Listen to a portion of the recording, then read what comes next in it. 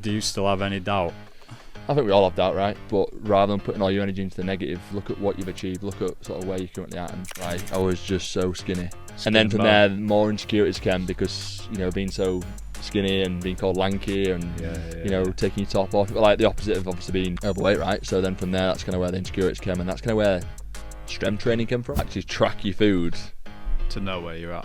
Even if you just do it for a week consistently, like it'll open your eyes. You've been doing this for what? How long now, did you say?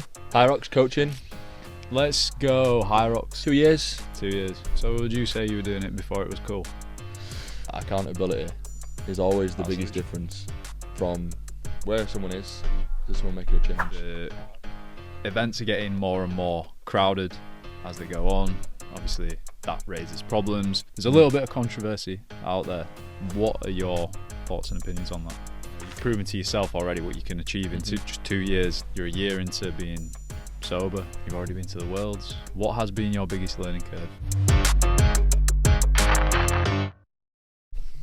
Ryan Waugh, welcome to the Learning Curve podcast, mate. Thank you, mate. Thanks for having me. You're welcome, mate. It's been a long time coming.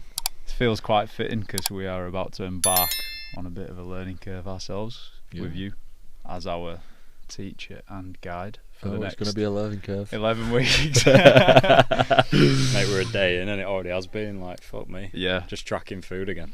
Well, I've been writing shit down that I've been eating today because I was sort of, I know I should be, I've already fucking gone off plan. I ain't gone off plan really, but I was, it's not a good start. No, but basically, when I heard your voice message to Tom in the group chat this morning, I thought to myself, I'm going to track what I would normally eat as well, and just sort of see where I was at previously, just to sort of gauge that, because I, similar to you in a sense of like, I've been eating the same shit consistently for the last, like, I don't know, quite a while, and I don't actually know the caloric intake of what that actually is. Well, the difference, like for me, I thought I did. So I thought that my breakfast were about 600. Turns out it's 1300. I thought my lunch were about 600. 600 calories of seeds. Mate, so I never counted. They are high in pumpkin seeds. Yeah. Never counted them because I just think, oh fuck it, like they're not going to be that bad. Raisins, 100 gram of raisins. That's like 300 calories. Pure sugar, mate. And then I ain't tracked my tea yet, so that's probably going to be having like 3. No, it'd be good for both of you just to get a bit of a baseline of where you're currently at, and then we can build from there. Then. Yeah. And actually be a bit more accurate. Definitely. Whereas obviously previously that's when you sort of said to me, oh, this is sort of like what I've been eating. So then I've obviously gone off that, and then you've gone like, actually, you know what, I've been eating a lot more than that. Yeah, because I was thinking, fucking hell, if I did actually eat that now, I'd probably be dropping. But that just shows to the general population out there as well, right? Like, actually track your food. To know where you're at. Even if you just do it for a week consistently. Like, it'll open your eyes. And then people are like, actually, you know why? That's why I'm not seeing the progression that I want to see, or that's why I'm not losing the weight that I want to see, or making the progression. So before people click off listening to us talking about tracking calories and macros, what are we talking about? So who wants to explain? Because I'm not explaining. So me and Tom are embarking on a 12-week hybrid training program coached by Ryan. Conditioning workouts, more running.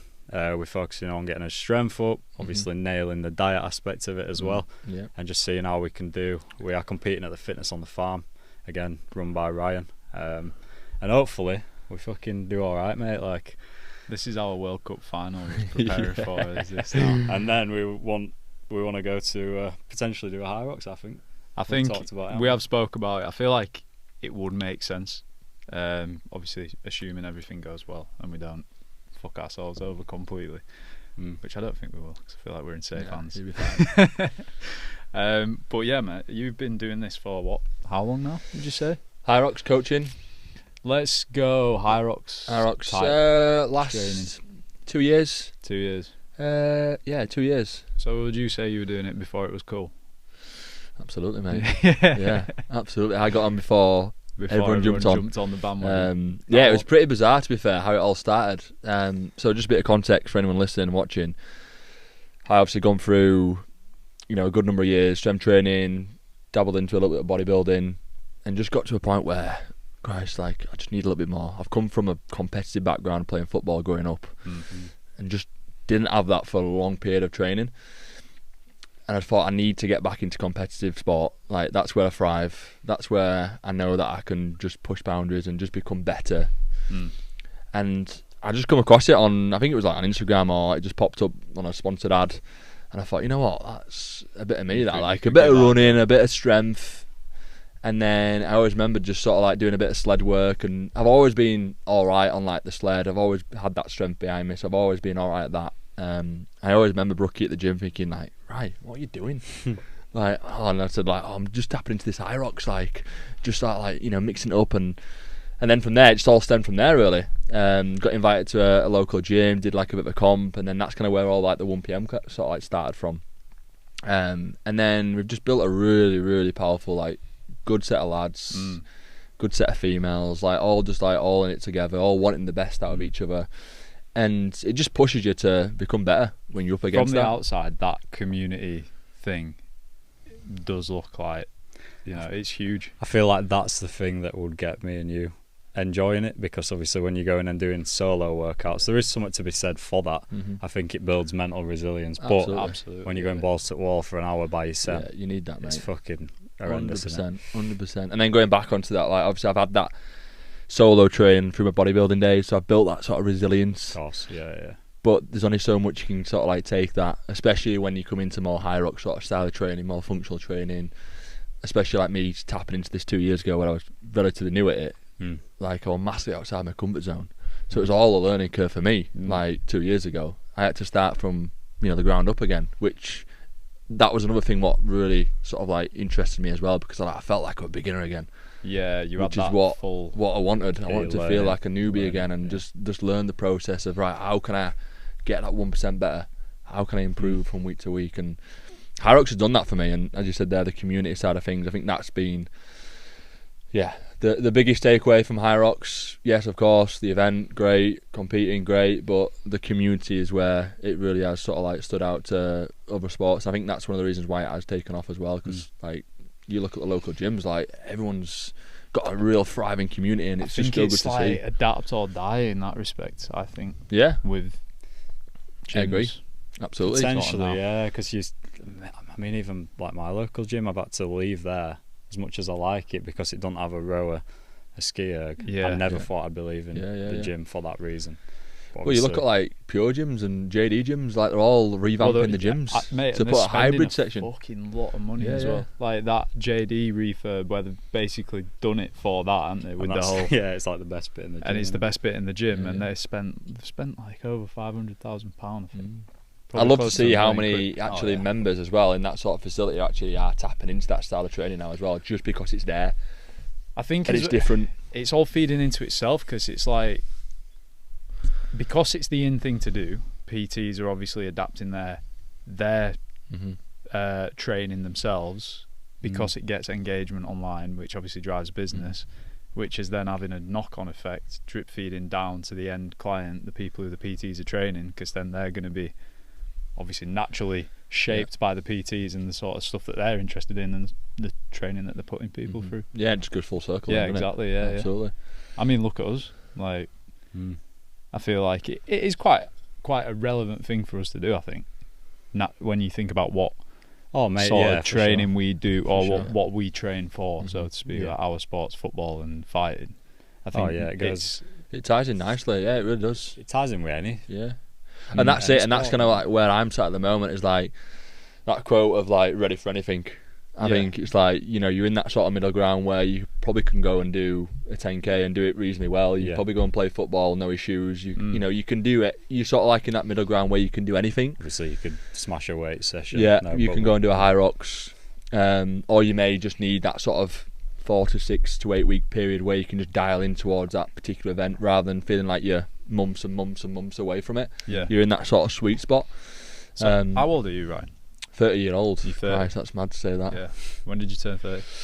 May this year. May. Alright, okay. Yeah. Fairly fresh then. Christ, fairly fresh. How's that feel turning 30? I'm edging slowly but surely. I'm turning the wrong side of my 20s in a couple of months, so I think initially it were a bit of a daunting thing. I say wrong side, like, what does that even mean? Like, do you know what I mean? You get aging like a fine wine, I feel like. Yeah, I think originally for me, I think it was a bit of a daunting thing, just because I am someone who is very driven, and I am sort of very goal driven, and I'm sort of like, right, I want to be here by this and I want to be here like that, and you know, there's a lot of things that I've done with every year. Yeah, like in some sense, there's a lot that I've obviously done in sort of like the last 5 years, but in the same sense, there's still things that I still want to tick off.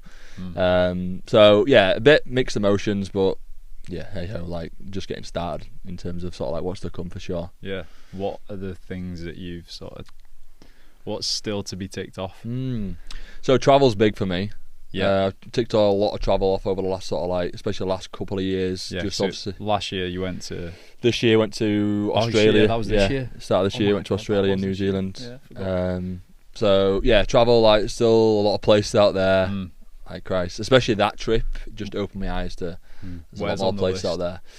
Thailand, Bali, Asian circuit. I've not really tapped into that sort of area, so I definitely want to tap into there. Anywhere where I've not been, but that's another good thing about Hyrox, right? Is it's growing that big now. You can literally tick off like city breaks, Hyrox at the same time. True, innit? So 2 birds, 1 stone. You can use it as an excuse to sort of justify your travels. Like, What would you say one of your big goals were, say, when you were 25? You said there's a few things that you haven't hit, hitting 30. Because I remember when I was 20, I always said by 25 I'll be a millionaire, and I'm so short of that. And I'm still fucking obviously way off. I had the same conversation with Marcus. Literally exactly that.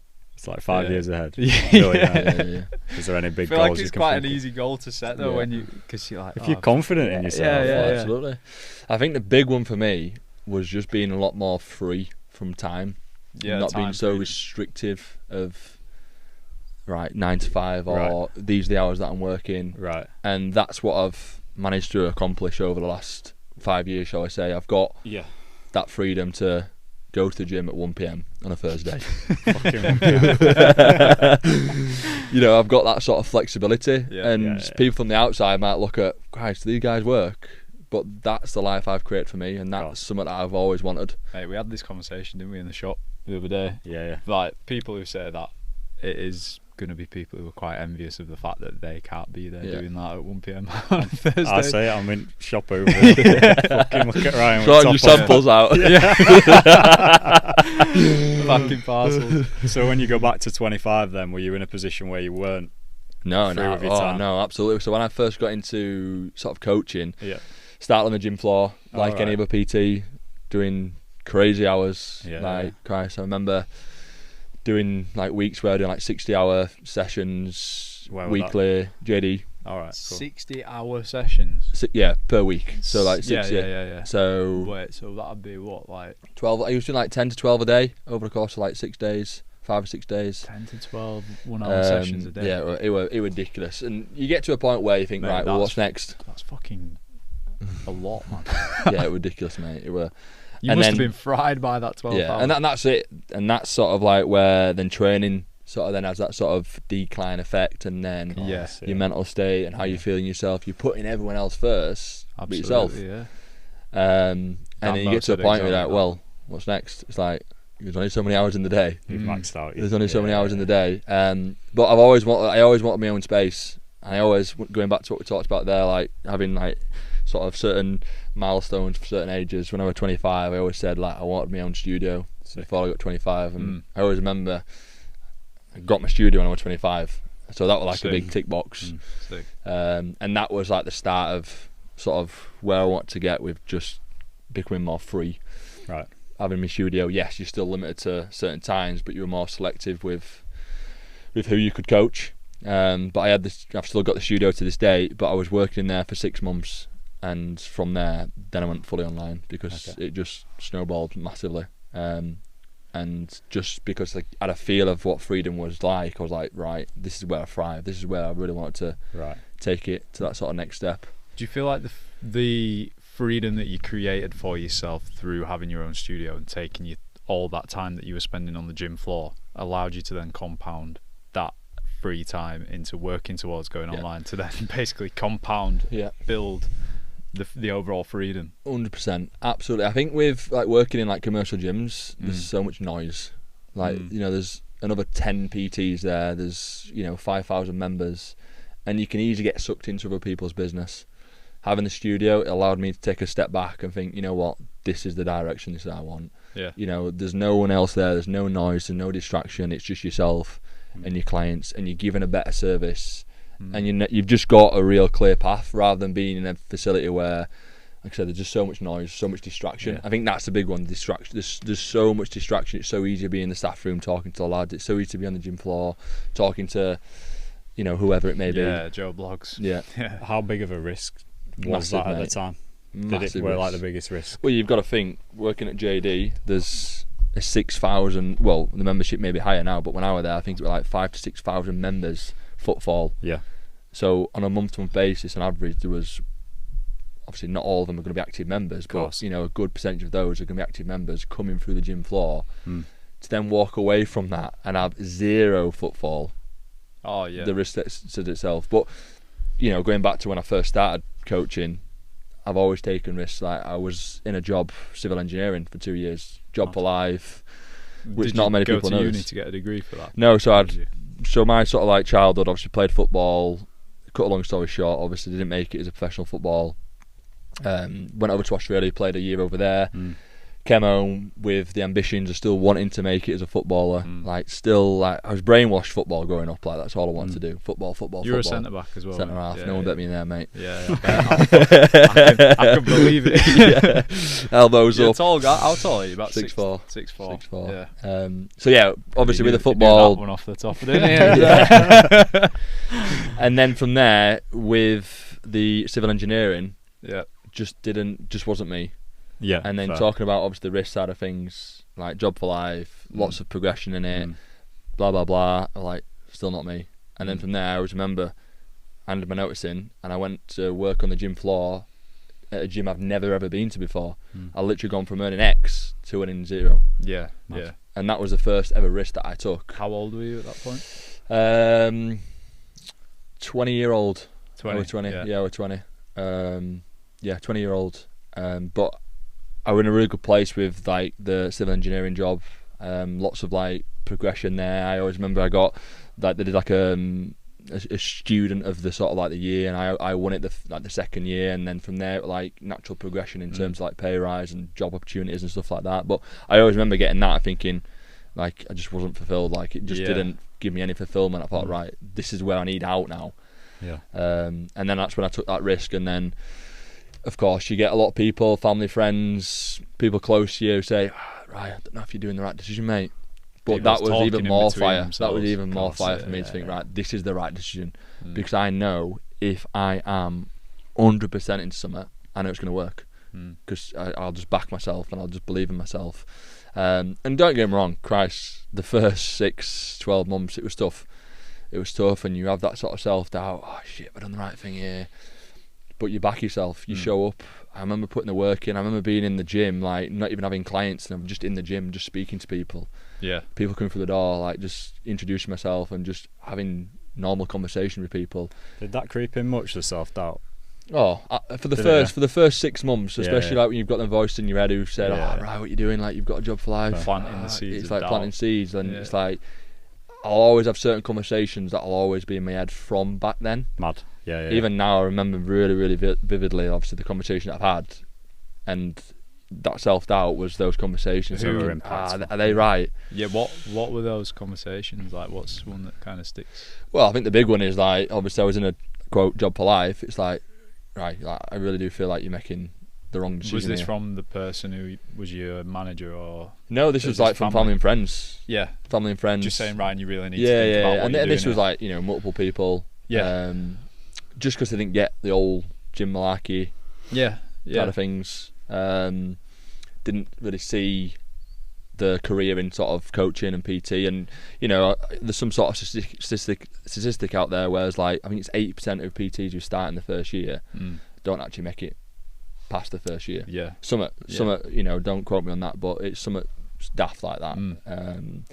So yeah, you have the self-doubts from people close to you, which obviously, you know, means a lot to myself. Naturally, but as I've said, you've just got to back yourself, and you've just got to show up and put the work in. And if you've got that belief, you've got that confidence, you put the work in. Like, I honestly truly believe you can achieve great things. And I'd like to feel that I can motivate or inspire at least one person.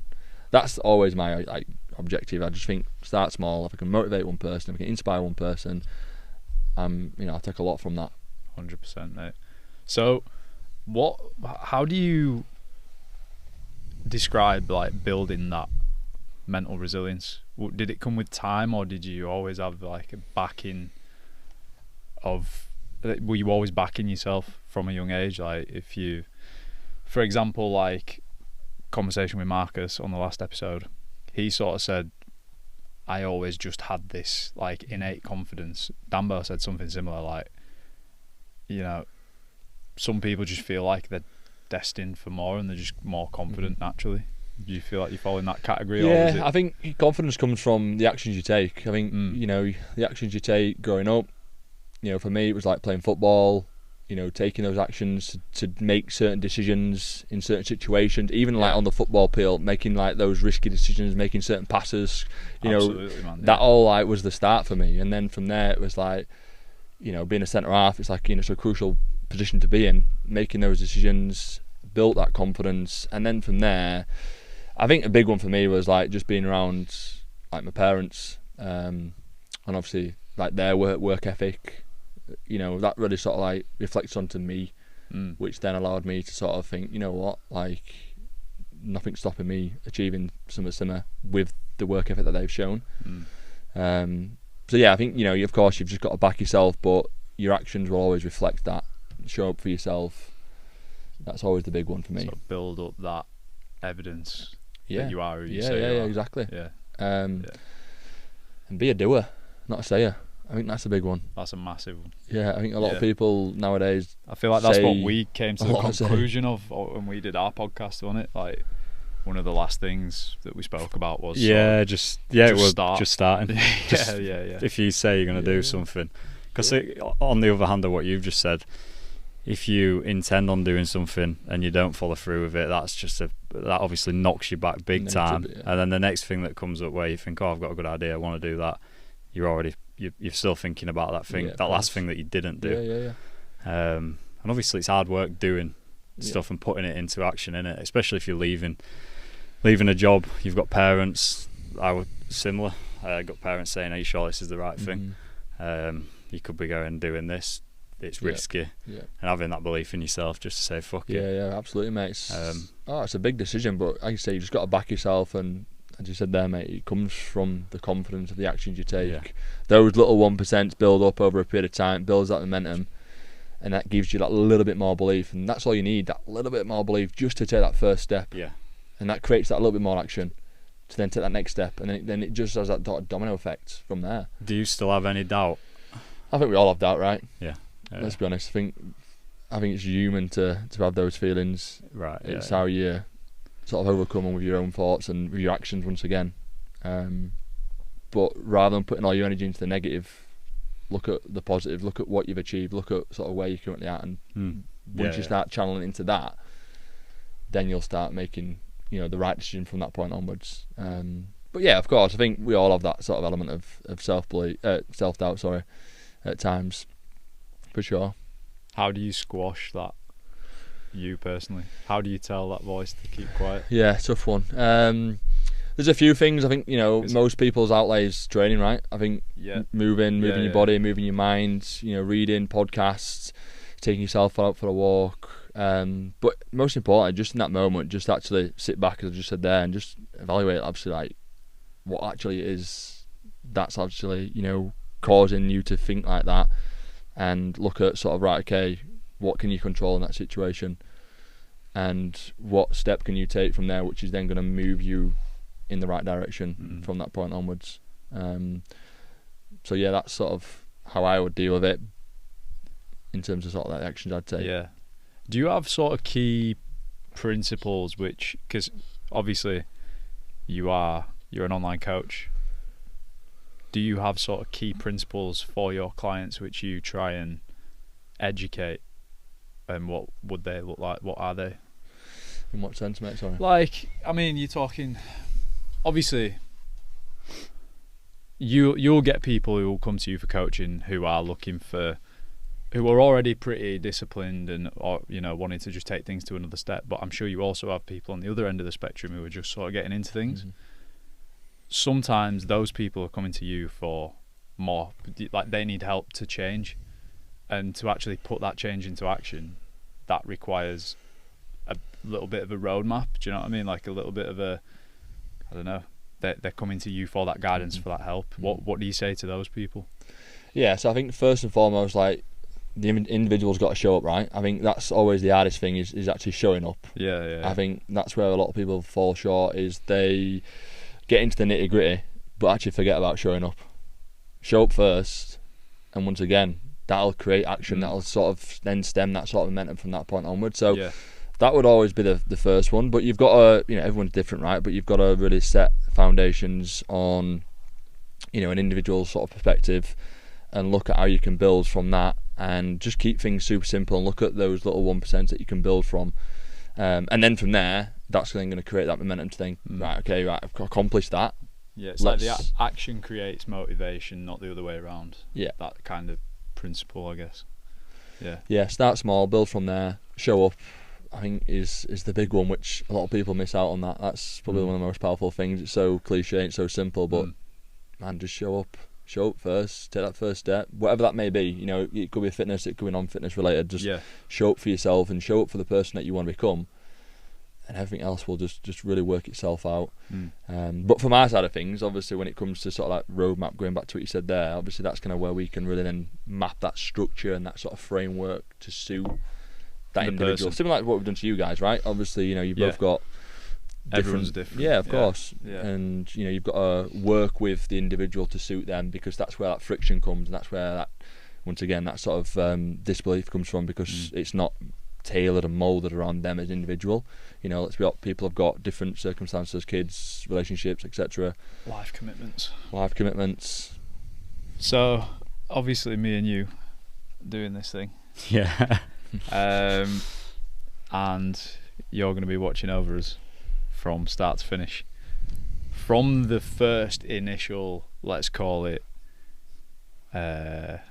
period of this. What are you thinking about, like, me and Tom as people? What do you are there certain things that you're preempting about how things are going to go, things that you're you might be predicting are going to happen along the way? Or I'm curious to know what your thoughts are about. I think you boys are going to smash it, right? Yeah, I get where Tom's coming from. Yeah, I can imagine if you're an online coach, you have like you've got a lot of reference points to like people. You've probably got a good gauge of people. Yeah. Yeah, you boys don't fit into that category though, right? No pressure, mate. You're not gonna offend us, mate. If you want to. No, I think you boys. I think you're gonna be in a good place. I think you've both got the experience from a training standpoint. You've obviously got the mental strength from doing what you've done over the years, kickboxing, MMA, the football side of things. Obviously, I know you've obviously gone through your own journey, sort of like last year. So obviously that requires mental strength, resilience. Yeah. Of course, this is a different kettle of fish, obviously, with the style of training. I said this to you, didn't I? But once again, like what I went through yesterday with yourself, obviously on our call, it's a stepping stone. It's not a case I've gone, right, go and do all this, lads. Like your first session today, of course it'll be tough, but it's a stepping stone. Similar to what you just asked there about sort of individualizing it to clients. It's like, right, we'll build that sort of first phrase to really build from, and then we can start fine tuning it. And mate, it's crazy because like yesterday, so I went to visit my mates on Saturday, had a couple beers that night. I'll be honest, boys, I had 3 beers, 3 Coronas. Do you think we couldn't tell when you're on voice call? I had 3 Coronas. That's not too slept on the couch. I had a bit of a fucking rough night's sleep, I'll be honest. I was too big for the couch, so my leg were hanging off, and I woke up in the middle of the night with a dead leg. So that was rough. I was feeling a bit crusty on Sunday, and when we obviously had that call, I wouldn't normally have gone to the gym that day, but just having that call and thinking like, you're probably doing something. You've obviously put your time and energy and effort into your Sunday afternoon to talk to us about like what we're doing. So I dragged my ass to the gym and I did like, good man, mate. I didn't even I didn't do the Sunday full body plan that was on the plan. Yeah. I just thought to myself, right, going forwards from now, Sundays are going to be full body sessions, so I need to at least acclimatise myself to having some sort of fatigue going into the Monday sessions going forwards. So I just and I didn't have a plan necessarily of the session that I was going to do. I wasn't planning on following exactly the full body plan that you'd given us, but I just thought, right, I'll get my ass to the gym. I only had an hour before it was going to close, and I just put myself in a situation where you're like, right, I'm here now. Yeah, I need to actually do something. Show up. Yeah, just show up. Just show up. So that's First testament step, to what you were just saying. There we go. Yeah, man. Show up, mate. Yeah, it's the big one. Yeah, But no, you boys, I think you'll do really well. Yeah, I really do. I feel like that's what's going to benefit, because obviously we work in supplements. Like, we feel like we've got a good gauge of what's going on, and to anyone listening, yeah, you might kind of know what you should be doing, but having someone there, knowing that Ryan's looking over, he's going to know if I'm skipping a meal, or if you're not training, or if we're missing the run. Yeah. You'll know, because the times will reflect that, and then you've got to answer to Ryan. I always say, like, on whether it's client calls, consultation calls, I always say that accountability is always the biggest difference from where someone is to someone making a change. Having that accountability, so true, mate. It's the biggest difference. Like, I look at you in that respect, in the accountability aspect, because, like, not to say that you're the type, like, say on a normal month-to-month basis, when we're not training for a competition or something, like, just knowing what you're up to, and the fact that we spend so much time together in the shop and such, I feel like I'm a lazy piece of shit if I'm not doing at least half of what you're doing. Do you get what I mean? Yeah. Like, it feeds into itself. Yeah, of course. Yeah, and that's just the environment that you're in. 100%. Right? Because you're obviously surrounded by Tom, who obviously does what he does. Yeah. You know, if Tom was the opposite, then 9 times out of 10 you'd probably be in the same position. It's like, it's mad that. I think it's having a reference point for your standards for yourself. Like, you know, I feel like I'm becoming a bit of an echo chamber with some of the stuff that I say on this podcast, because I said something very, very similar with Marcus. But it's like, if you're hanging around with 4 losers, you're going to become the 5th. Yeah. Or, like, you know, people who just do this sort of thing. Yeah. But anyways, I feel like I want to bring it back a little bit. Go for it, mate. Go for it. Early days, Ryan Waugh again. So I know we sort of touched on it a little bit. When did you start playing football? Christ, mate, for as long as I can remember, to be fair. Like, childhood was very sport driven for myself. So yeah, I would say, like, primary school, football, rugby, athletics. Like, I've always been very sport driven. Do you feel like that's was that a nature, like, thing? Like, were you just in that environment growing up? Like, you're the older brother, right? Yeah. I just think back then, like, school growing up, I'm sure you boys can agree, like there was no phones, there was no like major technology, so, like, it was just like even that 5 year gap between us. I feel like for me growing up, there were phones. Oh, were there? Yeah. Like, so, towards back end of primary school, phones. Yeah, phones, like, for us, like, was maybe like year 8. School, but like. Yeah, like, probably like year 8. Obviously there was phones, but not to, like, the degree of them now. No. And little keyboard, Blackberries that he popped up. Right, Sony Ericsson. Backup bus. There were a couple of kids who had iPhones in year 7 in my year, which I remember, which is pretty nuts when you think about it. That's been normal now, isn't it? Like, and that's why they were like 50 quid a month as well, which back then, 50. I mean, even 50 quid now is like a fair whack to be spending on a phone. Jeez, like back then. Oh, absolutely, mate. Yeah, it's mad. So yeah, obviously to answer your question, like, obviously primary school for me, like, that's when, like, there was, like, no. Yeah. Were you top dog? You know what? I was actually probably the opposite, to be fair, mate. Oh really? Yeah, that's kind of like training for me. That's kind of like what. Don't get me wrong, I was never someone who got bullied at school, but I was someone who. I lacked sort of, like, confidence, I'd say, to start with. You weren't extroverted? No. Yeah. But football brought that out of me, and going back to the belief and the confidence, that's kind of what that's kind of what got me into sport. Is it sort of yielded me the confidence and the belief within me. Yeah. But yeah, I was someone who's like, you know, obviously I wasn't 6'4" then, but like I was having a growth spurt like halfway through high school, and then from there, like I was just so skinny, like really? 6'2", like just. Skin And then from bone. there, more insecurities came because, you know, being so skinny and being called lanky and, you know, taking your top off. Like the opposite of obviously being overweight, right? So then from there, that's kind of where the insecurities came, and that's kind of where strength training came from. Right, okay. That's kind of like where it all escalated from. Yeah. But it all started with like, football, sport, and then sort of like that yield the confidence to then get into more of the gym side of things as I excelled through high school. Yeah. I think insecurity drives a lot of people deep down. Yeah, absolutely, mate. I mean, I'd say like even myself, like I can sort of relate to that.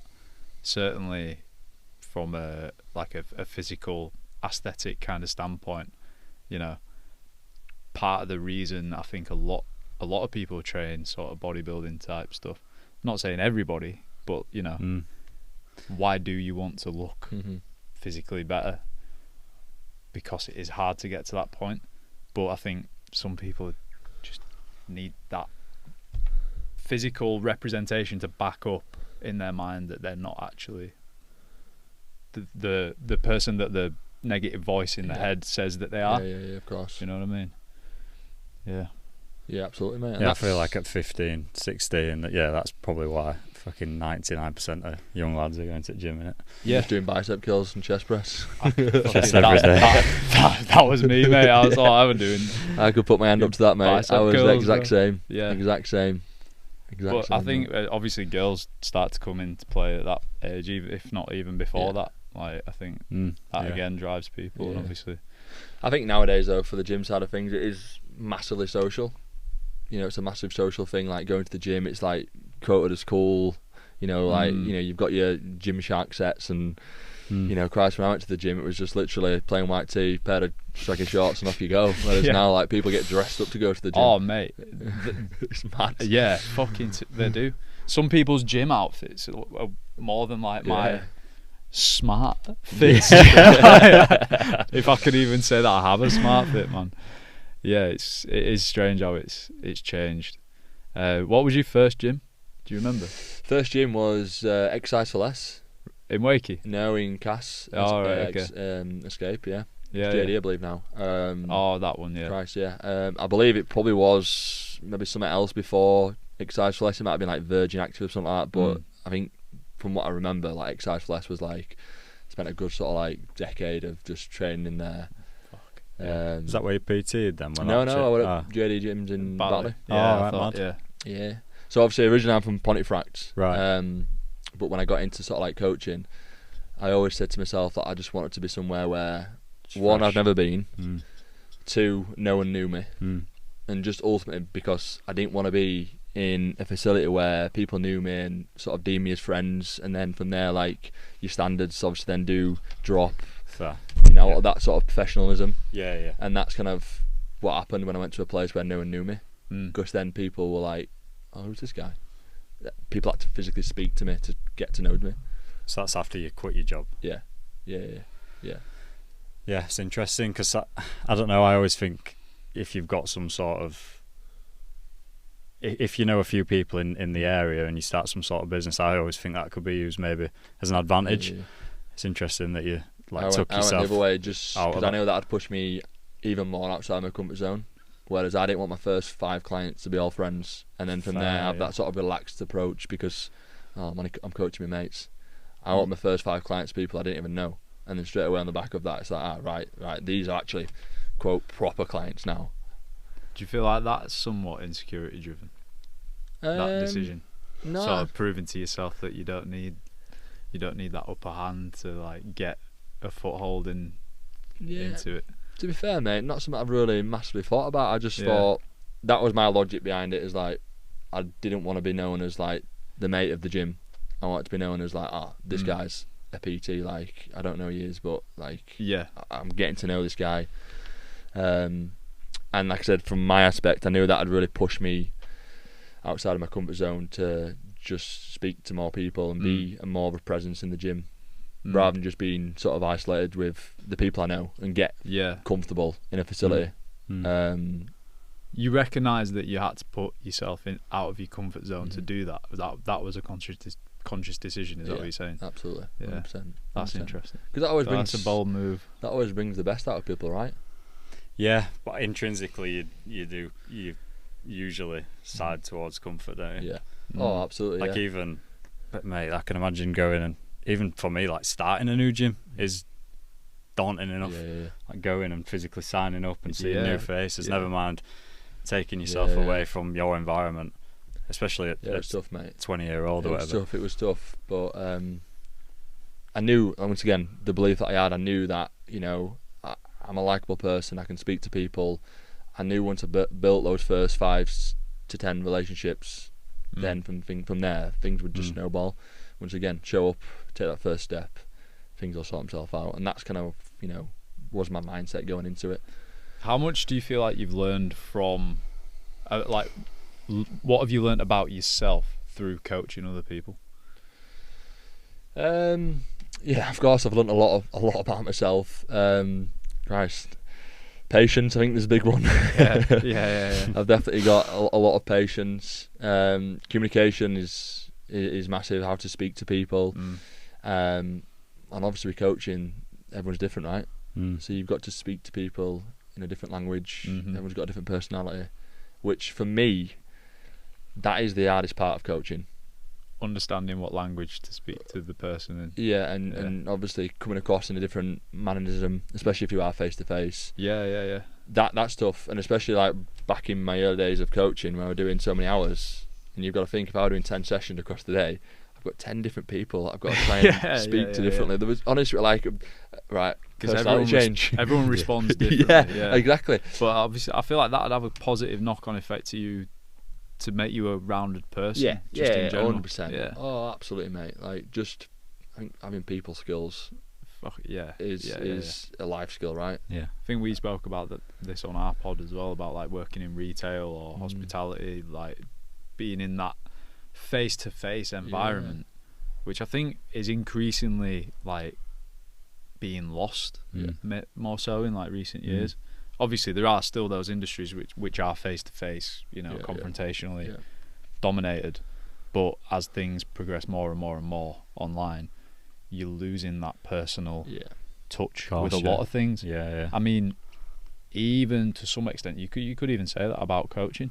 Obviously like that, there are a lot of PTs and coaches out there who have like AI automated responses and don't offer any real like personal service, and that's kind of where we will always stand out, because we're completely opposite to that. We are very people driven, communicate, and I think that's kind of where people are going to separate from this ChatGPT AI sort of. Yeah, because if you wanted AI, you just eventually everyone will just know to go to ChatGPT and ask ChatGPT. Build me a program. Why would you? That can't offer you that accountability to the same level that a person. Yeah, on the same hand, and I definitely know that some coaches do this, if your client's sending you a message and you're sending them an automated AI message back based on a fucking database. Especially once everyone knows what AI looks like. Like to me now, I see a message and I'm like, all right, AI's It's the same with content. Content now, honestly, like when AI first came out and it was becoming a thing, like yes, content was like people using it, great. Content was looking so much better. But now, like every man and the dog are using it. Actually, being a lot more authentic with your content, having maybe the odd punctuality mistake actually looks better. Yeah, because it's genuine. It's creating demand almost for the authenticity. Yeah, absolutely. And it's crazy how quickly that's happened. We were having this conversation the other day. Were it me and you? I'm sure it was me and you. Maybe. I definitely had this conversation with the boys at the weekend. Like, imagine, let's say 10 years ago, right? We could go back 10 years ago and say to each other, in this year, this date, there's going to be this thing, basically explaining what AI is. What would you say to that person then, 10 years ago, to get the most out of what it is now? you get what I mean? What if you could use it 10 years ago as well? No, like almost to like prepare for it, whether that's from a business standpoint or whatever it may be. Obviously, if you knew that information 10 years ago, you could create some sort of business plan model that would be prepared to obviously then reverse that 10 years from now.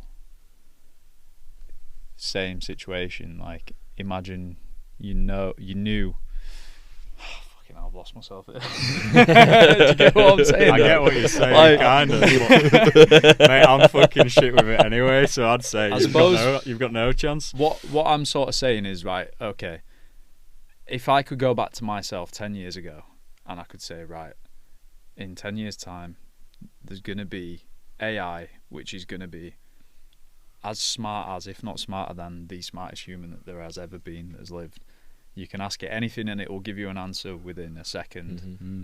It will be able to create images almost perfectly to your specification through words. You know, this is what it's going to be able to do. So think about how you could use that to its utmost. Yeah. Like, and I think that's where businesses are now, though. Like, people need to lean into it, to their advantage, but still have that sort of authenticness around that, where they can still drive the personal brand. Yes. But actually using the AI, because you've got two types of people, right? People are going to lean into it. Mm-hmm. People are going to shy away from it. Yeah. The people who lean into it are going to be the ones who are going to excel. Which is a bit scary. Unless you lean into it too much. Yeah, unless you lean into it too much, of course. The thing that gets me as well is when I think about, like, obviously we have access to Gemini, ChatGPT. Let's call it like user-friendly artificial intelligence, which has basically got like the training wheels on still. Do you know what I mean? Like, it's sort of been figuring itself out. There's no way that we, as the public, have full access to the most advanced versions of these large language model AI softwares. What the fuck do you reckon is actually going on out there with the stuff that we don't have access to? Well, I wonder if it's been about longer than we know. Yeah. And like songwriters have been using it and stuff like that. I don't know. Like, imagine if fucking Drake has had this AI for the last 15 years. Drake came to my mind, to be fair, when you think about how many hits he's had and stuff. Exactly. But I suppose that is, you could sort of make an argument that music, and specifically like pop music, is algorithmic anyway. You know, there's certain like BPMs and certain notes and frequencies that there might be like 5-10 different songs that have all been number one that all have near enough the same like BPM and frequency. But like, do you ever think about that in terms of coaching? Like, how do you feel like it is at risk of being sort of made redundant in the maybe for not necessarily for us, but I think definitely there's going to be a lot of coaches out there. Like I said before, you've got two types of people who lean into it to their advantages, and people who shy away from it. I think the people who shy away from it will definitely struggle. But in our sense, as we talked about there, having that authenticness, having that sort of personal touch. Do you think people are going to get found out? Is that sort of what 100%. Like, I'm seeing it now. I'm seeing it now, mate. Over the last 6 months, I'm seeing it now. People are getting found out left, right, and centre. You can just see it a million mile off, like with content as well. It's cringy, man. It's cringy. Like, just be you. People buy into people, right? So just be you. 100%. I think that's if you are listening to this and you are sort of starting out, or you are tapping into sort of like the AI, like, remember, like, use AI for like 50% of it, but still have that 50% of authenticness and you in there, because that's what people will always connect with and relate to. What AI can't do is it can't get those 60-hour gym floor weeks. Like, mate, you are dealing with those different people, and like, it can't teach you how to teach someone. It can maybe teach you what to teach someone, but it can't teach you how to do it. Fair. Yeah, man. Yeah, I see some old boys, some old boy PTs who have just started getting, like, they've obviously just figured out how to use AI, and it's like, fuck me. It's all the dashes, like the big dashes. It's the images as well. Like, they're generating fucking posters, and I'm like, mate, it's just so obvious that that's AI. It was so much better when you had to go on Fiverr or something, or you'd had to know a graphic designer and get something designed. I mean, we talk about this quite often, don't we, with ChatGPT, like AI image generation for labels and stuff. Like, it's gonna make everything just so easy and so accessible. Yeah, but once again, it's gonna really differentiate the two. People are using it and owning into it. It's just gonna be so black and white. Like, wow, that's AI. Yeah, maybe it'll create scarcity for. People like I was saying about how it'll create demand for the authenticity. As time goes on and more, it becomes, let's say, the norm for people to do it. Let's call it the enhanced way, like AI, whatever. The pool of people who can do it the authentic, original way will get smaller and smaller and smaller over time, which will drive scarcity, and then eventually that might become the more, let's say, lucrative sort of. Like, think about artists like Vincent van Gogh, whatever, Salvador Dali. Like, you could probably get AI to generate an image that's more impressive than the sort of stuff that they were painting, but the reason why what they painted was impressive is because they'd painted it and they had the story behind it of who they were. Do you get what I mean? That'll always be number one, mate, I think, personally. It's what makes human human. Like, if you could live, the reason why life, I think, this is getting quite deep now, the reason why I think life is special is because you die eventually. Do you know what I mean? Like, if you live forever, then nothing really has that much meaning. It's the fact that things are temporary. Not unless you program a little AI bot. Well, that's it. Live forever. If you need any supplement advice, it's a Wolfe's AI bot. Mate, I wonder if one day in the future we'll have like a sub shop bot. That could be, you can get them, mate. You can get them now, can't you? Yeah, you can easily get them now, but what a shop robot? Oh, an actual fucking robot, physical. Yeah, right in the actual. I'm talking, like, I won't trust one. See, that's another thing there. That's another thing what we just talked about there. Like, you physically and write the notes. Like, that's that personal touch. That's that authenticness. I think that's another reason why probably a lot of people shop at Wolf's is because like I actually got an handwritten. I like message. how you call it Wolf's. You're the only one. You're probably one of the only people. I rate that. I do rate it. It's Wolf's. Wolf's, yeah. People buy into people, don't they? And I think for coaching as well, like I don't know, the coaches who I know who do really, really well somehow get all of their clients to just be on it, like super on it. Every client cares and proud to be on it. Proud and proud to be like part of RWP. Mate, I know this is like, obviously this podcast is you're the guest, but I was at Craft earlier, just on this sort of example, this topic. I was at Craft earlier, and one of the guys who works at Craft is one of Dambo's clients, and it's like he comes into the shop every now and then and he buys stuff, and it's like he's there talking to me about his plan, and he's like, I'm going on holiday and I've lost this much weight, and this, like, people are proud to be a part of these communities, like the RWP, both it, fucking JD, you name it. Like, how do you get people motivated? Because I know when I've done, like, I had a few clients when I used to work in a gym, and every single one of them just fully sacked it off, or they were out on piss every week. And I'm not blaming them, like, obviously it's on me as well. How do you get people motivated? I think the big one is you start from the top with yourself, right? You've got to lead by example. Fair. I think that's always then going to trickle down to people, your clients. If you're practicing what you're preaching, if you're leading by example, like for me, like, that's always number one. That's my biggest value. Who are you to be giving people advice if you look at mine, if you're not following?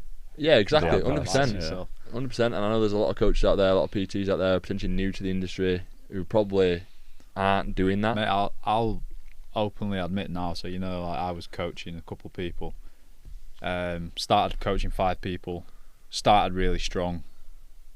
3-4 weeks in, I started to feel a bit like disenchanted with my training. Like, I wasn't really going to the gym as much as I was, and I think because I dropped off on that, I started to feel like, who am I to be telling these people what to do? And then it's kind of fizzled out from there. 2 of them are still sort of doing it, like naturally, I feel like just by themselves, but the rest of them have just dropped off, like stops. Yeah, so you might see a change in that over the course of these next few weeks, like, because you're back. For myself, you're back thriving again, back in that structure, back feeling good in yourself, and then from there it gives you that belief and that confidence, think, you know, actually, like, I've got that authority, and that's the same with me. Like, you look at the last 15 years that I've trained, I've not just done a certain style of training, and for me, that's so that I can learn the different processes of bodybuilding, strength, Hyrox, whatever I'm tapping into. I'll always be the one at the top of the chain who'll always go through that, learn from it, and then from there, then I've got that authority to think, you know what, too right, I've gone through that myself, I've done X, Y, Z. Of course, I've got the authority to pass down to clients, and then obviously clients respect that and see that as well. And you know, I'm very passionate at what I do, very, very passionate at what I do. I thrive off what I do. I get a lot of fulfillment for what I do. So I'd like to think clients probably see that as well, which then holds them to higher standards, because they know the time, the effort. Like for example, you boys, R4 was it? Jumped on a call on a Sunday. Yeah. Like, it's like fucking hell. I'm passionate at what I'm doing. And I think then that reflects on clients. Whereas, you know, if you've got a coach who, you know, miss check-ins or, you know, turns up late, it trickles down to clients. You've got to have those high standards, and then you've got to maintain those high standards. Yeah, absolutely. And then clients know what to expect from yourself.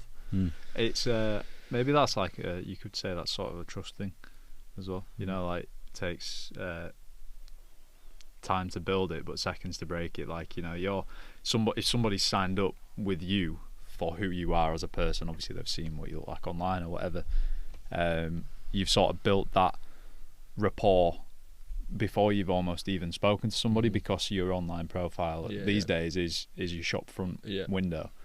But if you're then, you know, you like you say, if you jump on that call late, immediately that credibility is sort of 100%, mate. diminished. How many clients have you had at your peak, and would you say it were affecting the quality of your coaching? Going back to what we talked about, like when I was on the gym floor, you imagine doing 60 hours. Is that just back to back? Yeah, well, you're not doing online at that point. Not at that time, no. No. How were you managing that shit? Were you just? I always remember I did 3. I always did 3 in the morning, and then I had my lunch. Maybe breakfast. Sorry, 3. See that's 3 how much of a head it was. First client was always 6, 7, 8. Yeah, I'd eat, and then I'd do another 3 lunch, and then I'd maybe do 2, and then train, and then do the evening slot. And then what I meant with that question was more so like from an admin, let's say, standpoint. Is it all analog paper plans, or? I had an iPad where I had everyone's program onto, and then from there it was Google Docs, so it automatically updated on both ends. Right. Okay. Which works pretty well. When I first started, it was all pen and paper job.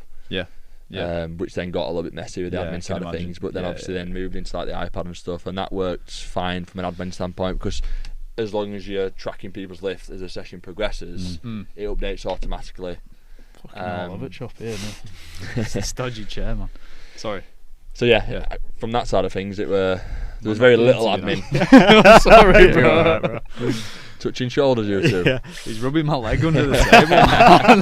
I'm starting to feel a bit uncomfortable. Warming you up for Hyrox session.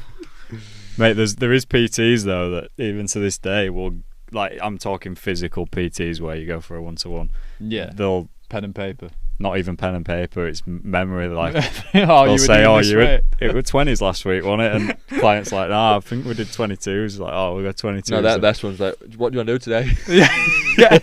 What do you want to do today? At that point, like, what's going on there? You have. Oh, mate, there's so many. Like your big commercial gyms, a lot of the PTs in there are following that kind of structure. The thing that gets me is like, with the commercial gyms, obviously, commercial gyms, they're a necessity. I think like there is just always going to be commercial gyms, because it is that one size fits all kind of, you know. And I think I don't want to make it sound offensive by saying entry level, because there are some sick commercial gyms out there. Oh, absolutely. But I'm talking like budget gyms. You know what I mean? Mm. They tend to be associated with these PTs who you see and who you look at them and you think, "Wait, you're a PT? You're telling me how to exercise?" Do you know what I mean? Yeah. It's tricky, but it's, you know, like they're obviously within their rights. They're entitled to it. They've been employed to do it. Does appearance matter so much? I mean, it does to a certain extent, but like, yeah, it's like if you are one of them PTs and you're young, for example, you've just got into it. It's like, well, what can you do, say at 16, 17-year-old, to look like geezer at whatever gym who's 40-year-old who's been training his entire life? You're not going to look like him, are you? No. So I suppose, I mean, if you're giving your clients your all, and like keeping up to science and stuff like that, all the new stuff, I suppose, because you can tell just by speaking to certain ones that they're clued know up. what they're on about. Yeah. But going back to what we said before, like, regardless of someone's age and where someone is, like, everyone's got to go through that phase of like practicing what they preach. I mean, yes, going back to what you said there, like, looks don't obviously reflect on knowledge and education of a coach, but I truly believe someone's got to go through the hardship of getting in shape before having that sort of authority. You think? Yeah. I feel like you could almost flip that statement on its head. Like, maybe looks don't directly reflect knowledge, but maybe knowledge should directly reflect the physical. Do you know, like, if you are truly knowledgeable, you shouldn't be a fat bastard PT. Really, should you? Like, I don't know. Not in theory, no. In not theory, in not, mate, no. Like, you shouldn't be. But anyway. But on the flip side of that, obviously, you know, coaches go through different styles of training as well. So of course, get to a point where you know, they get to a certain level where they're actually targeting certain type of people who aren't aesthetic based. And you might see, you know, there's obviously powerlifting coaches who you would see. You might see them and think, oh, wait, you're a coach, but then obviously you don't. Yeah, so it's all on the surface. You don't see all the all respect to the actual individual lifts and whatnot. And there's boxing coaches and stuff that have never boxed in their entire life, but they're just super knowledgeable about boxing. Yeah, I do think there is something to doing it though. Oh, absolutely. Well, it's the same with Hyrox now. Like, obviously, because Hyrox has taken off so much, like there's so many coaches now who quote Hyrox coaches, but never actually done a Hyrox. They might have done a local comp, or they might have done one Hyrox, and then they're deeming themselves as a Hyrox coach. Like, come on, mate. Like, yeah, you may know ins and outs of how to get someone from A to B, but like, come on, you've got to go through it. You've got to, like I said before, you've got to learn the mistakes yourself, and then from there you've got that authority, you've got that experience, you've got the insights of when to pass that on to clients as well. Because there's never going to be a blueprint, right? There's always going to be things where we can push and pull from, and that comes from the coach learning through that. If you could go back to 20-odd-year-old Ryan, let's go back a decade. Obviously, in your you've been coaching like 10 years coming up? 10 years now, yeah. Yeah. So obviously along that time frame, you will have learned so much. But if you could go back to 20-year-old Ryan and give him some sort of key bullet point takeaways, lessons, things to avoid starting out as a PT, what would you say to your previous self? Good question, mate. So definitely the pointers that really helped benefit myself personally and coaching, going back to what I talked about there, like with just practicing what I preach. So I think early days, I competed bodybuilding like 21-year-old, so I started coaching when I was 20. So like the first 1 or 2 years, like that was going back to what we just talked about there, like I wanted to be someone that I could lead by example with. That was always like the first thing, right? If I can just get myself in incredible shape where people like, wow, I knew that would be like a snowball effect, and that's exactly what happened. Like, I got myself in ridiculous shape, got a photo shoot booked on the back of it, you know, really learnt a lot about myself through that sort of period, the ups and downs, and then from there that was like, right, now I've got a bit more confidence, a bit more authority, because I've literally put myself through that process. So that was always always like a big sort of turning point, shall I say, and big sort of takeaway through my coaching was just putting myself through that. I think education's always, as we talked about there, like always learning, you know, even if it is like, Christ, nowadays like YouTube, I was always a big YouTuber, always a big YouTuber growing up. So I always learned a lot through YouTube. So that was always a big sort of, you don't have to be YouTube, but obviously, you know, there's books, there's courses that you can do. I always did sort of like top of the new stuff that's coming out. And obviously I was passionate at not only just coaching, but using that for your own. I wanted to develop. I suppose when you're naturally into something as well, you do just want to learn about it, because it's enjoyable to watch a 20-minute Jeff Nippard video or something, because you're well into it, whereas for the average person, they're going to sit and watch that and think, fucking hell, even though they might be learning to something. Make it through 20 minutes. So education was massive. I always remember like early days, I would get the train or drive down to London, do like seminars.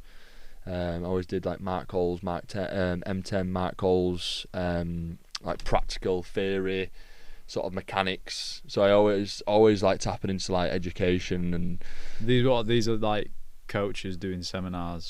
Coaches obviously have been in the game, you know, a long time. You're best going to learn from people who are 1, 2, 3, 4, 5 steps ahead of you, right? So I always learned from those individuals who've been in the game for a long period of time. So I always remember like early days, always like going to London and, you know, Nottingham and learning from other people, and also creating that sort of network of coaches in the same position as myself.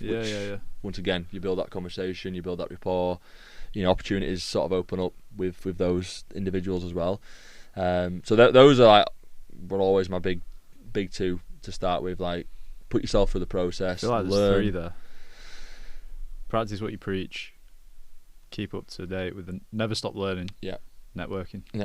Yeah. The 3. That were the big 3 sort of takeaways, shall we say. Early days, which really helped sort of like, create this sort of snowball effect. And that's something I've always done. Like, it's not something I've just done for the first 1-2 years. Like, even now that I'm still learning, I'm still doing, you know, Christ, I spend a lot of money every year on education.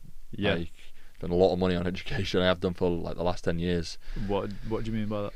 Like upselling my skill, knowledge, business, you know, because for me, I'm not just a coach, right?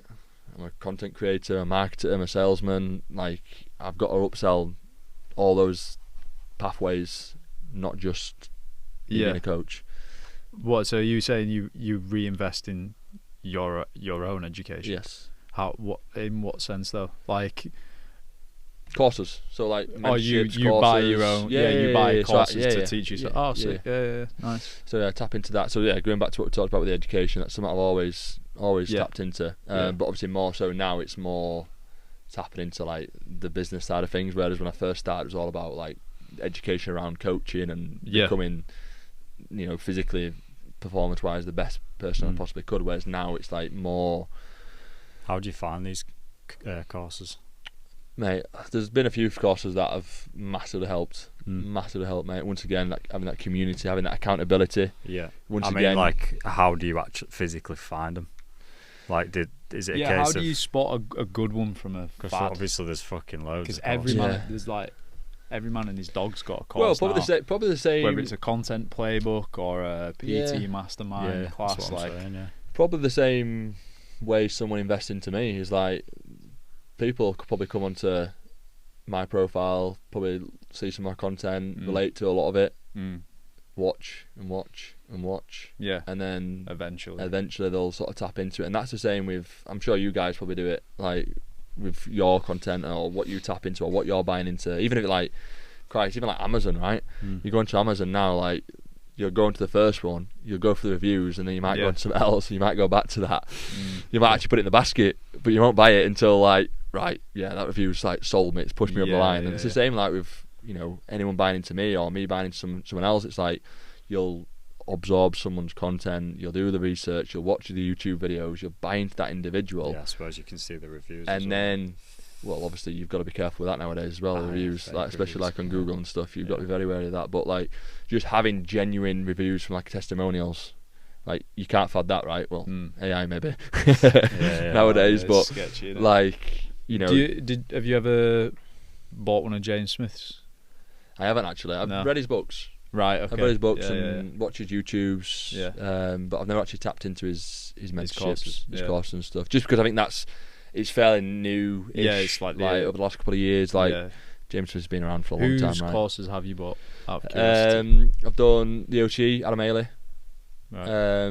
Like I say, this is more like mentorships. Adam Haley. Yeah. Is he local? No. No. No, none of them I've tapped into. None of them have been local. Oh, right. Okay, I've done like content courses, marketing courses. I've done sales courses. Nice.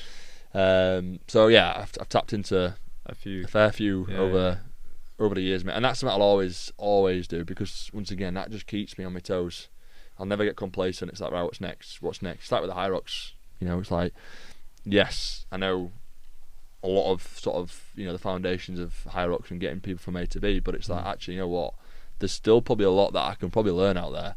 So I want to tap into that. I want to find that. Of course, I've been through it myself, but actually, what's the science behind X, Y, Z? How can I get this from this? And hence why I invest in my own coach. I'm coached myself as well for my own training. Once again, I was just going to ask you that. Yeah, who did you coach yourself for your first Hyrox, or? For my first Hyrox, me and Soph, we did our own training. Just felt like I wanted to put myself through it myself for the first. We did like 6-month blocks just to understand, get a little bit of a gauge, have a feel of it, because never knew that I was going to enjoy it. Right, I might have actually think, not for me. But I got a massive buzz off that, and me being me, I like, right, how can I shave off 5, 10, 15 minutes? How can I get to this level? How can I do that? Mate, I already have that with like just getting the gauges of where we're at with the times that we've done for the trials. Time tests. Yeah. It's addictive. Oh, absolutely, mate. I'm saying addictive. I haven't done one since. But I wanted, you know what I mean? Yeah, and it is so different from weight training in terms of a volume standpoint, and where you actually make your progress. Oftentimes, I mean, I know we're running, like, you make most of your progress doing your slow, longer runs. You're not really, like, every time I used to run, do like maybe a 10k really easy, and then the last 2k I'd feel alright, so I'd just bolt it, and then you'd wonder why you're not getting anywhere. Whereas in the gym, obviously, you could probably push every set to failure if you really wanted to.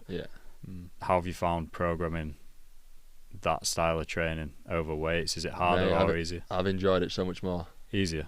No, it's definitely a lot more time consuming.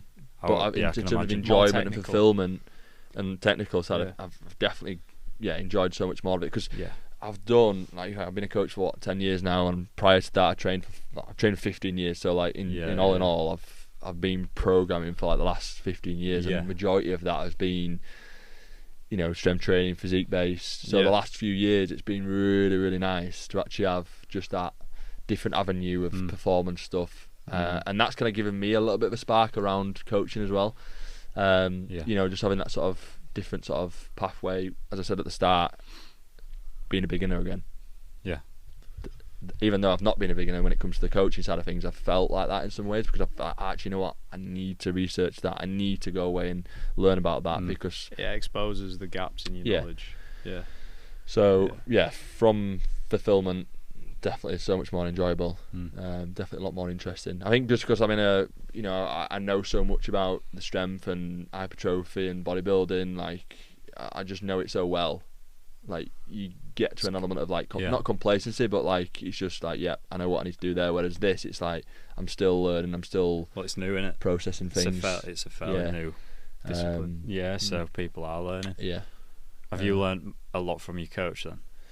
Definitely from obviously the coaching, but going back to what I said before, like just putting myself through what I've done over the last 2 years. I've done, Christ, how many races I've done now? Like 6 or 7 races. So, and it's not a case of doing a race after race after race. There's been a process leading up to that race. So it'll be a race, right, back to the drawing boards. They're the lessons, they're the wins. This is what I need to work on, right? This is the phase, 3-month block going into that race. Actually, you know what? Progression there. What we've done the last 3 months works. Big tick box, right? Okay, let's build on this now. So yes and no. Like, of course, the coaches that I've got in my corner massively helped. But going through it yourself is always going to be the biggest lesson for sure. How many days have you been sober now? Christ. Well, it was 365. So I stopped drinking alcohol in Nice. I think it was the 7th of June, which was like the day after the World Championships at Hyrox last year. Yeah. And obviously the World Championships in Chicago has just gone, so I'm not too sure in terms of the actual days, but it's Probably just like over another month or so. Yeah, it's on top of over. that. So let's call it nearly 400 days. 400 days, we'll take that. How has that impacted your training? Massively. In terms of alcohol, it's not like I've felt any different. The difference is the training, the recovery, the headspace going into training, because there's that sharpness from session to session. I'm not too sure about you boys, but even having like 1 beer, 2 beers on a Saturday night, like even Sunday morning, you feel a bit groggy. Sleep may not be 100%, which in this game it makes a huge difference. So from a training, recovery, performance standpoint, giving up alcohol has massively changed. And I'm not sitting here and saying I'm going to be teetotal, because that's not what I'm committing to, but it's just something that I wanted to commit to for myself and see the benefits and how I felt on the back of that. Do you feel like it's reduced the amount of excuses you're able to give yourself when it comes to your training and your performance? I would say so. I was always someone very disciplined anyway. Yeah, I suppose what my reason for that question is, like, for example, you know, I was talking earlier about myself on Sunday, because I'd had a couple of drinks on Saturday night. I was like, I probably didn't sleep great. No, my training session's probably going to be a little bit lackluster. Probably won't go to the gym. Obviously, I ended up going, but you know, in terms of like a mental fatigue from like going back and forth of those thought patterns of like, oh, but this, but that. When you haven't had a drink, you don't have that excuse. Absolutely, whatsoever. mate. It's one of the best feelings in the world, right? Waking up on a Sunday morning and feeling fresh. Yeah. Like, it's such a good feeling. Do you have mates though that? Because I know I do. I've got mates who go out and get absolutely levered still. Yeah, absolutely. Still. And they're absolutely fine. And I wonder whether that's because maybe they don't train. And obviously, when you're training, you say you're breaking your body down all week, and then you're drinking on top of that. You might think you're doing yourself good by training, but actually, drinking at the weekend is just completely fucking you up. Because I feel horrendous me now when I drink. Because like the more you train, the more your recovery is important. So then when you do drink, so it's like as a compound effect. Double whammy. Yeah. So I always wonder, like, is it because my mates just go to work, they don't train, the body's arrested, they're probably getting away with it. I'd be questioning your mates there. I think they're porkies. Mate, honestly, some of them I don't get it. Like, they'll get up and go on a run with it next day, and fine. But I'm same as you. I'd rather just not drink now. Yeah. Do you miss anything about it? Were you a bit of a party animal back in the day? Yeah, growing up, I think we all went through that phase of like drinking most weekends. I think it was a social thing, right? I think, of course. Yeah. You know, alcohol is especially where we grew up. Yeah. Between us, I feel like it in the UK it is pretty consistent in most areas around the country, isn't it? Really, but I think even more so, arguably, around where we are in Yorkshire. I think it's quite a common thing. It's a drinking sort of culture, innit? Absolutely, 100%. I think growing up as well, like, you felt like you had to drink to fit in with friends. Yeah, it's and that's kind of how it all started. Well, it's how it starts for most people, right? Is that, oh, right, mates are off out on a Friday, Saturday, right? I'll join them. And then that next weekend comes, and then the weekend after that, and then you get in a bit of a rut where you're just living weekend to weekend. But there's got to be a turning point to that. Something's got to give. Something's got to give. What was it that made you decide to start that sobriety journey, if you like? Yeah, I just feel like, I think after the World Championships last year, I just remember sat there and I thought, I actually don't necessarily like want this. Did you have a drink after the yeah. And then it was that moment you were like, oh, I'm still present. I'm still enjoying the moment. Yeah. Like, I'm still having a great time. I'm still Ryan Waugh. Yeah. Like, I don't need alcohol to... Do you ever feel like it can... I know for me sometimes, like, I will actually be feeling good, enjoying a night, and then I'm like, alright, fuck it, I'll have a pint. Might feel alright, and then I'll have another pint, and I'm like, fuck it, I'm tired now. I actually can't. I'd rather not be drunk. Do you get that? Oh, 100%, mate. I'm terrible with when it gets to like certain times of the evening. Like I'm done. Clocking off. Yeah, like 9 o'clock at night. I'm on the sofa, eyes are back at head. Yeah, done. yeah. So yeah, it's the same like with alcohol, mate. Like gets to a certain point, it just sort of like enhances that sort of feeling of feeling tired. Well, mate, at the end of the day, like you are in the top Hyrox athletes in the entire world. You would be daft to be drinking. Yeah. I think once again, if you wanted to be the best. Yeah. And for me, like that is the direction. Like I want to be the very best version of myself. Like I feel like this is just the start of what's to come. Like it's 2 years in, still learning a lot about myself. I've done a lot of first 2 years of Hyrox. We qualified for both worlds back to back, which is a pretty cool achievement. So yeah, I'm excited for what's to come. But yeah, rightly so. Like with where I'm at right now, with the training experience that I've got under my belt, I've got to look at these little 1, 2, 3, 4%. They're going to play a big part moving that's forward. That's how you separate yourself from recovery. From sleep is going to be huge, and that's one thing that I've really noticed. Going back to your question there, like with obviously how it's the impacted, alcohol, how it's impacted the sleep and the recovery and the bounce back. Because that's something I always were really struggling with. Like in my bodybuilding days, of like recovery was always and nutrition's always been like relatively good. It's like, Christ, like how come these guys like having that bounce back of like bang straight back in the gym, whereas me, like my recovery was always really poor. I'm not saying it was alcohol, but it probably had a bit of effect towards that massively. So yeah, I know I'm feeling good with the last sort of 400 days or so. No alcohol, no urge whatsoever. Obviously, it's peak summer now, 30 degrees at the weekend. Didn't faze me whatsoever. No. What do you think I mean, it's a bit of a rotten question for me to ask, but like, what do you think it would take to break that streak? Right, like, Christ, I turned 30. Yeah, we travelled because you said Australia, you're not New planning Zealand. on being teetotal forever. No. But like, what would it be? Christ, I even engaged to Soph, and we didn't even have a drink. Soph's obviously gone through the same as well. Like she's not had a drink. She's done the same, which has helped obviously massively. Oh mate, yeah, the accountability. But yeah, I'm just not in that headspace, mate. So I suppose it's your environment, innit? And who you're around. Yeah, that's huge, mate. That's huge, and that's been the biggest game changer. And that's something I've always been a big believer around, like who you surround, like we talked about earlier, around sort of like who you surround yourself with. And I wouldn't be where I am today if I didn't surround myself in certain situations over the last decade. That's as simple as that. Regardless of how much drive, work ethic, committed, discipline I had. I've cut down on my drinking a lot. I know I said I had a couple of beers at the weekend, but that 3 beers at the weekend, maybe a year ago, probably, certainly when I was in Australia, that would have been probably 6, 7, 8, 9, 10. Going on to the vodkas and the spirits, like since being back home and being again with you all the time, and I know obviously you cut down your alcohol pretty much the next. It is hard though, isn't it? Because you do enjoy. Obviously, everyone enjoys going to the pub, and I do anyway with my mates and having a few. There's something for me that.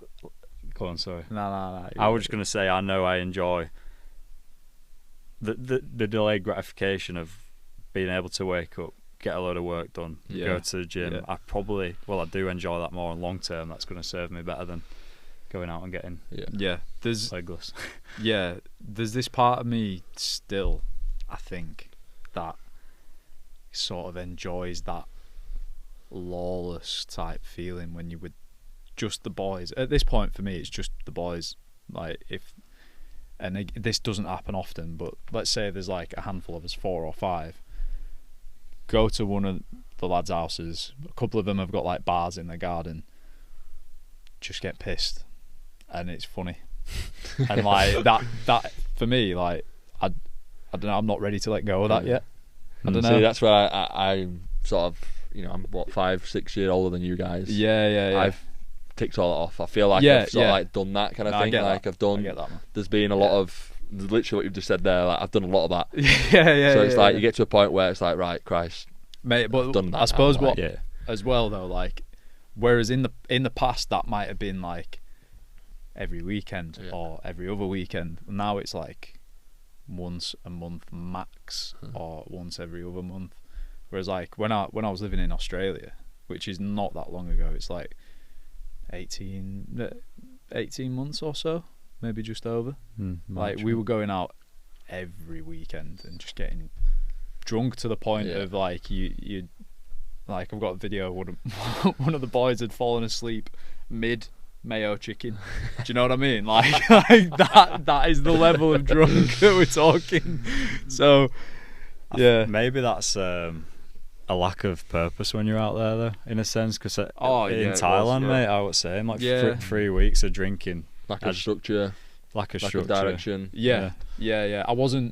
I didn't have anything to stay fresh for the next day, if that makes sense. Like I was living for the night almost. And that's kind of going back to sort of like one of the reasons why I sort of made that decision, is because start of the week for me, like from a working standpoint, Monday, Tuesday are always like the busiest days. And I always remember, like, if we had a few drinks on a Saturday or even like maybe Friday, like Monday come and I felt really grotty, and I knew I had to be like really laser sharp with what I am doing, like, you know, coaching clients, doing what I'm doing from a business standpoint, setting yourself up for the week. Yeah, and that was sort of had a bit of a knock-on effect with that side of things as well. So I know that, right, something needs to change now. You know, if I want to be the very best version, not only for myself but for other people around me, I need to make that sacrifice. And that's massively helped that. I had a conversation with one of my mates on Saturday, sort of around the addiction kind of topic. Let's call it addiction, or I don't know, negative habits, let's say, like we're talking about drinking, whatever. Do you feel like you have a vice? Like, is there anything that has a bit of a hold on you that is like negative or detrimental that you would maybe like to address? Probably social media. Yeah. Especially like in my industry, like it's so easy to get caught up in scrolling and wasting time, even if it is just 15-20 minutes here and there. It soon adds up. I found myself in certain situations where, like, Christ, is it that time already? I've literally just been doom scrolling for the last 30 minutes. I could have been doing X, Y, Z then. It's difficult, because for me, like, most of my business comes from social. Obviously, well, 99% of my business comes from social media, so I've got to be present on it. For me, I just need to have, which I've gone through over the years, like having bigger boundaries, having set boundaries and having time boundaries. Do you set timers, or do you have time? Not right now as I speak, but I've done it in the past. Yeah, I've done it in the past. I've just sort of like maybe got out of the rut of doing that, and definitely something I need to hold myself to those higher standards doing. But that's definitely something I need to, just mentally as well, as a bit of a knock-on effect as well, like just scrolling and watching what everyone else is doing, like, don't need to see that shit. Just, once again, stay in your own lane, focus on what we're going back before about being at JD and having the studio. It's like, remove the noise, focus on yourself. Mate, it's so easy to do that, though. I mean, we obviously, like, I think all three of us here quite naturally probably spend a lot of time on social media. You know, I'm not necessarily, not just working. Working at. Well, you're on it. Exactly. You know, like. But that's the excuse you tell yourself. I'm working. But then you end up. I don't mean much. I know you don't. Because it annoys me. Like if I catch them doing it and it is fun, and there'll be the odd night, maybe like once a month, where I'll be on one and I'll be like, fuck it, and I'll send in you shit. But it is rare. When you send me something, I'm like, oh, this must be good. Don't send me it. Because it annoys me when I catch myself doing it. Because but then when Matt sends you something, you're like, I'm not fucking. I don't even fucking watch Matt's anymore. He needs to get a life, that man. No, mate, it's, you know, it can get a hold of you. It really can. It's difficult. I feel like we should start moving towards wrapping things up, but there's something I would like to touch on before we do. Obviously, Hyrox is your athletic endeavour, your discipline, if you like. What are your thoughts and opinions of the current state of Hyrox? Like, I'm sure you've probably seen a lot of people probably seen videos online of, like, you know, the events are getting more and more crowded as they go on. Obviously that raises problems. You see these videos of people online, judges not counting reps and these things and that, and there's a little bit of controversy out there. What are your thoughts and opinions on that? So I think just with how quick Hyrox has grown, like over the last 2 years, I think this is always gonna be a position of, like, as you said there, like things coming into play where it's just totally out of hand. But now moving forward for them, it's like, yes, there's events popping up left, right and centre, which obviously is going to help for the demand because it does fizzle out. And there is, like, Christ, if you go into the Hyrox site now, there's like so many different locations globally, and a lot of Brits, especially because majority of the population from Hyrox are British, going overseas, spending money overseas, and which helps then with the capacity over here. But it is a difficult one because it is frustrating. It is extremely frustrating, even for someone like myself. I'm not saying I should be, ahead of anyone else, but if you look at myself, who spent X, Y, Z money on the events, and even I'm struggling to get tickets. Never mind, people who sort of like spent even more money than myself, and your Karens and your Daves are getting tickets. That's where it becomes frustrating on my end. So how they're going to tackle that, I'm a little bit sort of unsure around, because there's only so many dates they can put in, there's only so many events they can put in. Obviously events are getting busier and busier and busier. Certain events they're probably outgrowing, so like Manchester for example, like the venue is definitely too small now for the capacity they've got, and then from there it ruins that sort of experience around Hyrox. But that's the reason why there's so many other local comps now. Like there's so many local comps. One of the reasons why I set up Fitness the Farm was exactly that, because the population for it is just enormous, and people are getting frustrated not tapping into Hyrox. But actually, you know what? Let's do the local comps instead. Let's build that up there. Yeah. And that's why there's been quite a lot of other independent sort of hybrid fitness competitions that have taken off as well. Not to the level of Hyrox, but they've done extremely well alongside that. Obviously, the goal for Hyrox, from my understanding, obviously they want to get into the Brisbane Olympics in 2032. So I know the standards coming into this season, which is June to June. If Hyrox became an Olympic sport. Yeah, that's the big goal. That's the big aim. Have they essentially patented the order and format of that race? Yeah, I presume so, mate. Yeah. You couldn't just set up something else and no, because all the other events that have been set up alongside Hyrox have all been similar but different. Like you look at the fitness stuff, obviously I know it's never going to be on that level, but like it's a similar sort of format, right? There's run the stations. Yeah. They've all followed the same sort of suit of running to station, but yeah, no one can ultimately carbon copy it. Right. Well, from my understanding, that's probably sort of like the logistics behind it. Yeah. But yeah, that's the goal in that side of things. So coming into this season, I know there's been a lot of changes from like a rule standpoint. Obviously, going back to what you said there about like the wall balls and stuff like that, burpees, like they've sort of like brought out like new standards. Yeah. But what I really feel Hyrox probably need to just clamp down more on, which I get it's difficult running my own events, is just the judging. And obviously the judging, majority of the judges in Hyrox are volunteers, which always is a bit of a sticky sort of subject to sort of cross, because people are giving up their time, the Sundays, their family time to judge at Hyrox. So you've got to be very thankful for that. But every judge is different, right? Every judge is different in terms of the commitment to what they're actually there for. Yeah. And that's why there's been a lot of grey areas. So with a bit more consistency. Yeah, I feel like, Christ, they're making enough money, right? Why don't you just pay people? Why don't you actually put people through a qualification? Especially when it means so much to so many people as well. Absolutely, yeah. Like someone like yourself, or somebody who is in, let's say. Oh, here's a question actually: do Elite 15 have different judging, or would they be judged by a volunteer as well? Good question, mate. So the Elite 15, I've got a different course. Yeah. So it's in the same venue, but the setup. Obviously, for example, if you boys went to run Hyrox, you'd be on the course with everyone. So you'd have to, right, mate, you'd have to run past, you'd have to run past everyone, right? Whereas the Elite 15 is the 15 on the track. Okay. So there's no congestion. Yeah. There's no dodging. And then what they'll do is they'll put all the stations, or majority of the stations, in one court in the middle.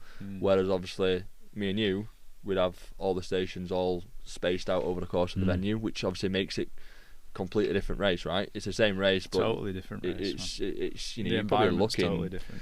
You're going to be shaving quite a lot of time off there from the elites to obviously just a normal race. So would they still have a volunteer judge though?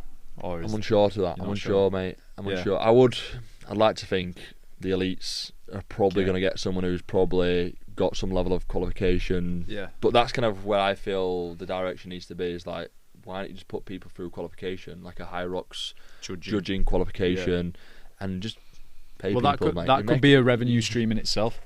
You charge people X amount to do a Hyrox judging qualification, and then there's jobs there to be had potentially. Exactly that, mate. And there'll be more judges, because I'm sure there's probably that struggle of trying to get people to judge. Yeah, I'm sure of it. Yeah, people giving up their time for a free T-shirt or something like that. The incentive's not big enough, right? Whereas if people are getting paid, money speaks, right? Yeah, of course. I know they did it with the wall ball. So the wall ball judges, I think it was last season they brought it in, where you had to have a PT qualification to be a wall ball judge. So daft, that's so dumb, innit? You can literally do a PT qualification online for like 30 quid. But it's like, at least to have some sort of requirement, which obviously then does differentiate people. Yeah. But even then, there's still a grey area there. And even like wall balls is. Is there any outlet for you as obviously a Hyrox competitor to provide feedback for this sort of stuff, or is it? Yeah, obviously, Christ, there's contact forms and stuff to fill out, but they've got to a certain point now where they're probably getting a lot of feedback, and a lot of it will probably just slip through cracks. But from my understanding, I think they have set up an elite sort of forum, so like all the elites will feedback. But I think the actual owner put a post out actually a couple of days ago saying that he's taken feedback on board, and they're going to need to if they want to get to the Olympics. But they're always adapting, mate. Like every year, they're always being very hands-on and making those little amendments and little changes. Like obviously the big ones being the sled track, which has been a big talking point. But if they nail that, which I'm sure they will, then that's going to change the game massively, because that was a lack of inconsistency with the track. Like you could go to Manchester and then you could go to London, and then the track would feel completely different. And obviously that makes a huge difference to the rest of your race. Yeah, especially to like what a time actually means for a Hyrox. So now they've got the actual Hyrox turf. It's the same level of consistency from event to event, and obviously from a marketing standpoint, they're actually selling it now as well. So it's like gyms can actually buy it for their own facility. Sick. So it becomes a bit of a niche thing. Oh, I'm going to join that gym because it's got the actual Hyrox sled turf. True. Yeah. So they're always adapting. In Christ, I'm sure looking back when they first started in, I believe it was 2017 to where they are now, I'm sure there's been, like any business, you've got to refine things, you've got to change things, you've got to take feedback on board, and it's exciting, mate, for not necessarily for the sport, but for the fitness industry. It's been really exciting. I'm sure you boys, like customers coming into the shop and I'm doing Hyrox, or I'm doing this and doing that. People just speaking a lot more about fitness. I feel like it is a brilliant thing overall for the fitness industry. It gets more people into it, doesn't it? Exactly. Yeah. And that's why it's taken off, though, isn't it? Because it's so versatile. Like anyone can do it. Anyone can do it, and you can compete as well. Yeah. And it's not like that in most sports, is it? And people don't say this, but everyone wants to compete, even if it's just for themselves. Like with the time that they got first time round, right? I want to get 2 minutes off that. Like that's the competition. There is themselves. Yeah, true. And they've got something to really work towards. They've got purpose. They've got a drive. Yeah, whereas in the gym, it's not as set in stone, is it? Like you might add an inch to your biceps. Well, the drive, the purpose is not as great as actually seeing that level of fitness from the time being reduced. It's why marathons have always been a big sort of driving force around the fitness industry, innit? And that's why that's sort of massively excelled over the last decade as well, because people have got more of a metric to track. And definitely. How far away do you think you are from being considered elite? 15. Well, you've got to think nowadays, mate. Obviously, the standard's just getting higher and higher and higher as time progresses. But mate, obviously, like you said, you've only been doing it 2 years. Yeah. Obviously, before that, you were pretty much bodybuilding. Yeah. Obviously, you have your football background, but you've proven to yourself already what you can achieve in just 2 years, dedicating yourself to this. You're a year into being sober, like compound effect over time. Utilising that accountability with obviously Sophie doing it as well. Yeah. You've already been to the Worlds. Yeah, mate, I'm a big believer. Never say never. and you know the work will always reflect the outcome. But I've got full, you know, confidence and belief that, you know, I can be up there. Yeah. You know, obviously Elite 15 is a massive step, especially like nowadays where it's like full-time athletes. Yeah. You know, there's big money in that game. But I think definitely getting up there is achievable for myself, especially with, like you said, another couple of years under my belt. And yeah, man. Do you think there should be drug testing? I believe there is in Elite. Is there? I believe there is, mate. Yeah, I believe there is in the Elite. Yeah. Ah. I don't know how genuine it is. Because I was thinking about that earlier. I'm not too sure how genuine that is, like but from my understanding, the Elite get tested. If you are, you've got a massive advantage on it, 100%. And then you got someone doing it naturally. Yeah, so that'll probably, will it? I'm not too sure. Will it stop people progressing to that point? Maybe so, but once again, you don't know how genuine this quote testing is, do you? There's always logistics and ways around it. There's ways around it. There's been ways around it for as long as there's been drug testing in sport. Yeah, and you know, Christ, look at cyclists. Like they're all absolutely caning in, aren't they? But somehow they get away with it. And money speaks in it as well. So as the sport grows, there's more money in the game. Yeah. But in that sense, like they should go down a enhanced games route. But for Hyrox, and just I feel like a lot of it is though, isn't it? Like, a lot of TRT warriors doing these Hyroxes. No, I mean, like, well, if people want to be the best, yeah, of course, and they might have dabbled before, they're probably just gonna fucking jump on that. Yeah.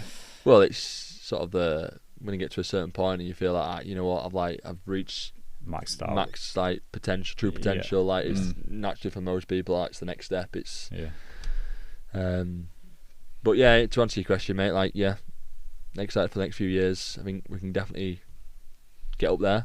Yeah. And that's the goal. I've really found my purpose again around training. Sick. So yeah, I'm excited, mate. I'm excited. Well, I feel like we should wind this down. Obviously, it's going to be interesting to see how our learning curve takes place over the next 11 weeks. About 11 weeks. Yeah, it's like 10.5 weeks at this point. Starting now. Which is kind of why half an hour. Thinking, it's a bit of a grueler session as well, isn't it? What is it? It's the 2K buy-in row, then 2K 1K ski, sled, burpees, push, wall balls, I believe. 50 wall balls, yeah, 4 rounds, and 2K run. And 2K run just to wind it down. Yeah. But before we do that, the all important question: what has been your biggest learning curve so far to where you are today? I think my biggest learning curve has been to get to where I am today. I think just to sort of like touch upon what we've talked about on this particular episode, and for you guys listening in, is just back yourself through the actions you take, and that'll always create that sort of belief and the momentum to show up and constantly show up and truly get to where you actually truly believe and where you're destined to be. So in short, show up for yourself, and that'll sort of create that momentum and that drive moving forward. Show up. Ryan Waugh Physiques on all platforms. Yeah, all platforms. Ryan Waugh Physiques. Got the YouTube channel popping as well. Yeah, that's up and running now. Yeah, RWP coaching. Yeah. Pleasure, boys. Been a pleasure. Thank you, mate. Thank you for coming on, mate. Thank you for having me. Class. It's big, lad. Let's see what happens over the next 12 weeks. Yeah. No pressure, boys.